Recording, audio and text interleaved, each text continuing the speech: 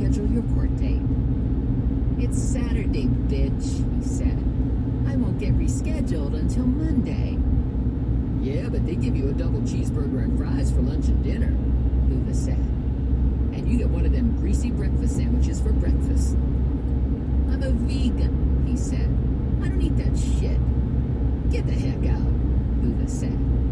Everybody knows vegans don't do armed robbery. You're a fibber. I had cuffs tucked into the back of my jeans. I grabbed them and got one on Brown's wrist, but he jumped away before I could get the second one on him. Francine, he said, get my gun and shoot him. Hold on, Lula said. We got guns too. I got one in my purse. Stephanie, show them your gun while I try to find mine. This is ridiculous, I said. Nobody's doing any shooting. I just want... Screw this, Brown said, and he bolted out the door. I got him, Lula yelled, taking off after Brown. I'm on it. I ran out the door after her. Brown was running barefoot, and Lula was running flat out in her heels and a skin-tight red spandex dress that barely covered her hoo-ha. I was close behind Lula. She took a flying leap and tackled Brown, taking him to the ground.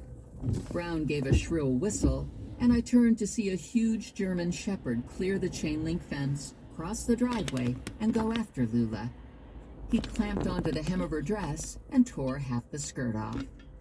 What the bejesus? Lula said, rolling off Brown and scrambling to her feet. Bad dog, she yelled at the shepherd. Do you see what you did? This here's one of my favorite outfits. Who's gonna pay for this? Do you think this idiot laying on the ground is gonna pay for it? He'd have to rob another store. The dog was holding its ground and growling. And that's another thing, Lula said. You want to stop the growling. You need to sit there and be quiet while we sort this out. Sit. Crazy fat bitch, Brown said. I sprained my ankle. Maybe I broke it. I got the other cuff on Brown, and Francine joined us. Good tackle, she said to Lula. I like your red thong. Lula had a cheek exposed, and the dog still had the chunk of dress in his teeth. I'll take Sweetie Pie back to the house, Francine said. Sorry about your dress. Sweetie Pie, Lula said. Francine bent over and made a swooshy face at Sweetie Pie. He's Mommy's dumpy lumpkin.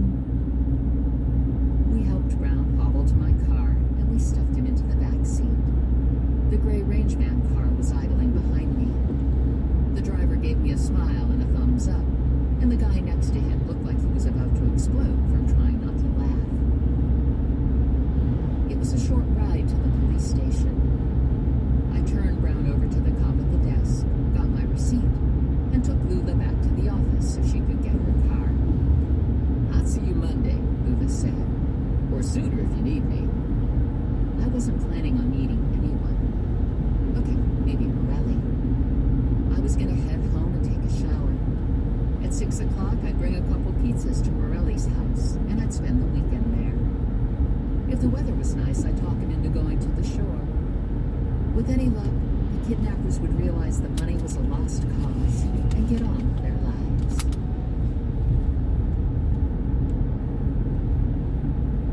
Chapter 14. It was Monday morning, and I woke up in Morelli's bed thinking life was good. It had been days since anyone tried to stun gun me. Connie was back home, and so far none of Bella's threats about boils and incontinence had come true. Morelli had left for work a couple hours ago, but his big goofy dog Bob had taken Morelli's place next to me. This is going to be a perfect day, I said to Bob. It feels like all my stars are finally in